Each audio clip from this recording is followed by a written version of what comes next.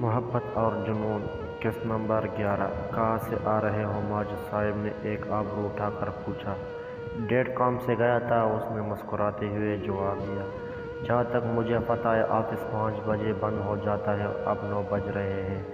ہم تو میرے بابا مجھ پر شک کر رہے ہیں۔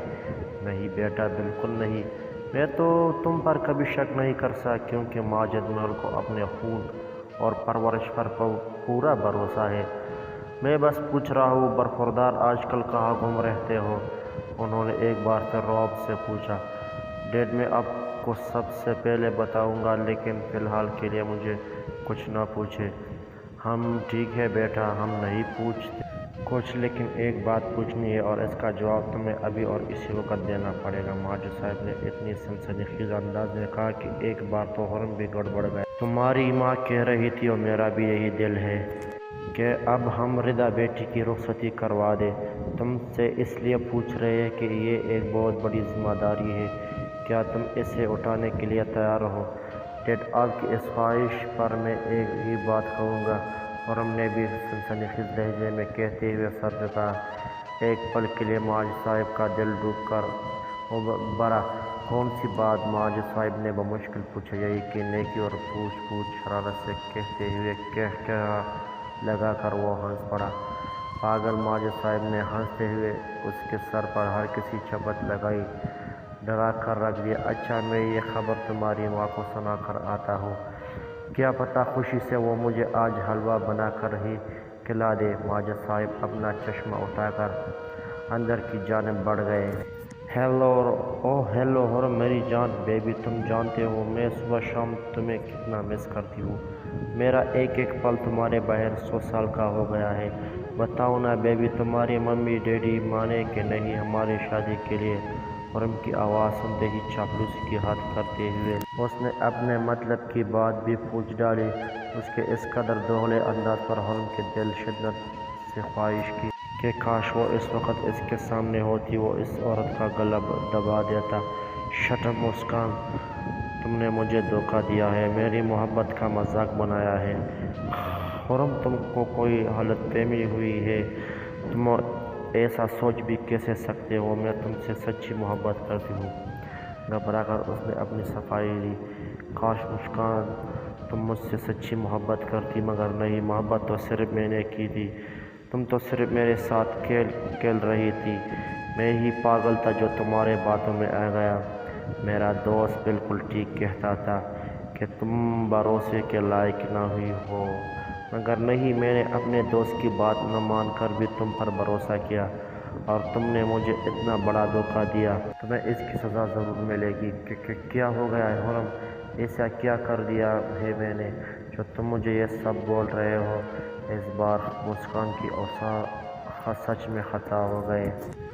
اتنا سب کہ بھی تم کہہ رہی ہو میں نے کیا کر دیا؟ تم سے بڑا دھوکے باز کوئی نہیں ہو سکتا مسکان۔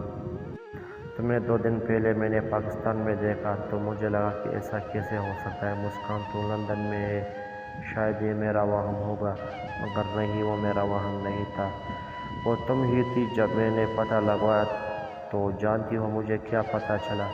حرم اپنی بات ادھوری چھوڑ ایک پل کے لیے رکا۔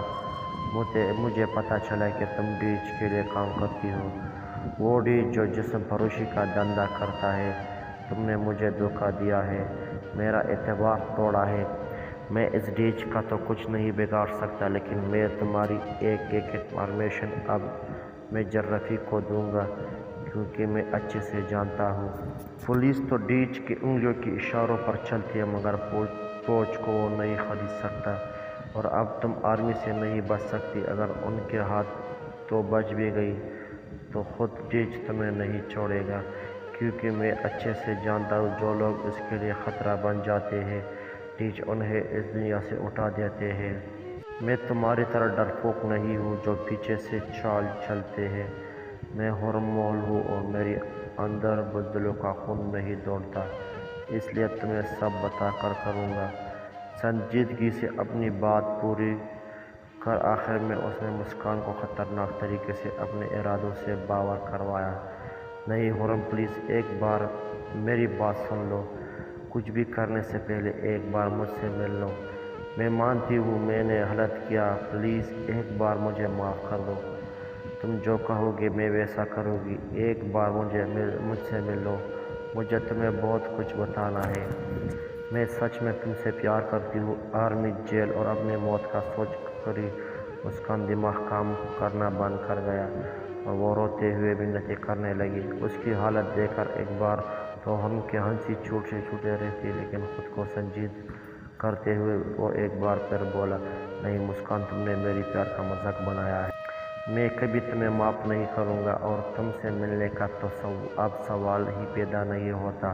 نہیں خرم، پلیز، تمہیں اپنے پیار کا واسطہ، اگر تم نے مجھ سے ایک منٹ کے لیے بھی پیار کیا ہے تو تم کچھ بھی کرنے سے پہلے ایک بار مجھ سے مل لو۔ مسکان نے روتے ہوئے التجا کی، یہ تم نے مجھے کیا قسم دے دی؟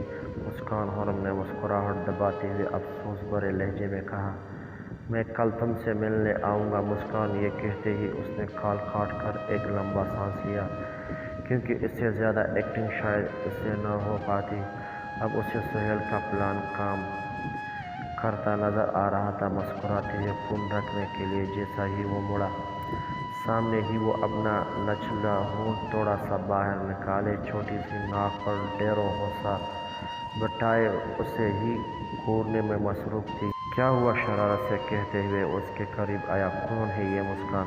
یا پھر ہم یہ پوچھیں کون ہے وہ چڑیل جس کے ساتھ آپ پوری بتیسی نکال کر بات کر رہے تھے اور اس سے ملنے کی پلان بھی بنا رہے ہیں؟ پر غصے کا اظہار کرتے ہوئے وہ اس کے لیے لایا ہوا جوس کا گلاس خود پی گئی، جس پر خرم نے خفگی سے اس کی طرف دیکھا، یہ غلط بات ہے، میں کیا پیوں گا اب؟ جو بھی پیے۔ نہیں، بلکہ جا کر اس مسکان سے بولے جو بھی پینا ہے، کل وہ آپ سے ملنے آ رہی ہے تو اس کو بولیے گا مسکان آتے ہوئے میرے لیے جوس بنا کر لے آنا، اب میں آپ کے لیے کچھ نہیں بنا سکتی۔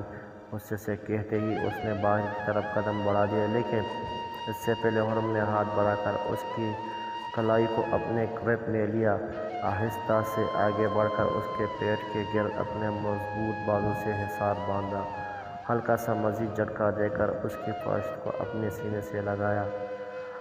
مجھے ایسا کیوں لگتا ہے کوئی بہت زیادہ جیلس فیل کر رہا ہے؟ اس کے کان کی لو کو اپنے لبوں سے چومتے ہوئے اس نے پوچھا۔ اس کے اتنے قریب آنے پر دل نے ویسے ہی سو کی سپیڈ پکڑ لی تھی اور اس حرکت پر جو بچی کچی ہمت تھی وہ بھی جواب دے گی۔ ہاں بولو، جواب دو۔ چھوڑے جانے دیں ہمیں، ہم کوئی جیلس فیل نہیں کر رہے ہیں۔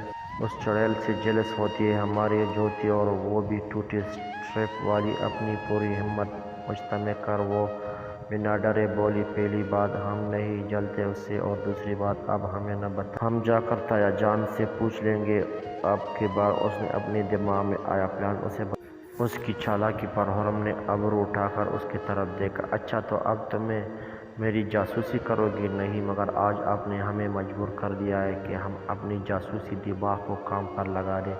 ٹھیک ہے، جاسوسی کرو، مگر کیا؟ اس کی باہوں کی حصار میں گھوم کر اس کی طرف منہ کر کے ردا نے تجسس سے پوچھا، ہمارے بارے میں جاسوسی کرو؟ ہمارے بارے میں جاسوسی کیوں کرو؟ اس نے حیرت سے آنکھیں کھول کر پوچھا۔ کیونکہ میں نے سنا ہے کہ بہت جلد آپ ردا ساجد محل سے ردا خرم محل بن کر ہمیشہ کے لیے اس کمرے میں آنے والی ہے۔ اس کی اس بات پر حیرت سے پیلی آنکھیں اب پھٹنے کو ہوگی۔ کچھ کہنے کے لیے اس نے لب ہلکے سے کھولے، مگر کچھ بولنے کے لیے تھا ہی نہیں۔ ایک دن تو یہ سب ہونا ہی تھا۔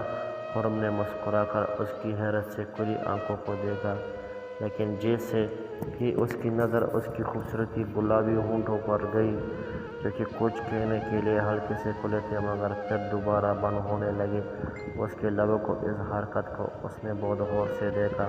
ضبط کا دامن ہاتھ سے چھوٹا تو اس نے ردا کی کمر کے گرد گہرا تانگ کر ایک بازو سے اسے تھوڑا اوپر اٹھایا اور دوسری ہاتھ کی انگلیاں اس کے ریشمی بالوں میں پھنسا کر چہرے کو تھوڑا اونچا کیا اور اسے کچھ بھی سوچنے کا موقع دیے بغیر نرمی سے اس کے لبوں کو اپنی قید میں لیا اور آہستہ اس کی نرمائی کو محسوس کر اپنے اندر جذب کرنے لگا۔ وہ جو اس کی باتیں سن حیرت سے گونگ کھڑی تھی، اچانک سے خود پر ہونے والی کارروائی کو سمجھنے کی کوشش کی، مگر جیسے ہی اس نے اس کے لبوں کو اپنی قید میں لیا، اس کی تو مانو ہاتھوں پیروں سے جان نکل گئی۔ بلا شبہ وہ اسے بہت پیار سے چھو رہا تھا، مگر اسے اپنے اتنا قریب دیکھ کر شرم سے سر ہوتی، وہ ایک جھٹکا کھا کر اس سے دور ہوئی اور اپنی بے ترتیب ہوتی دھڑکنوں کو بمشکل سمیٹ کر وہاں سے اپنے کمرے کی طرف دوڑ لگائی۔ جاری ہے باریک ساتھ کے لیے ہمارے چینل کو سبسکرائب کیجیے گا۔ کہانی پسند آئی تو بس لائک بھی کریں اور اپنے دوستوں کے ساتھ شیئر بھی کریں۔ شکریہ۔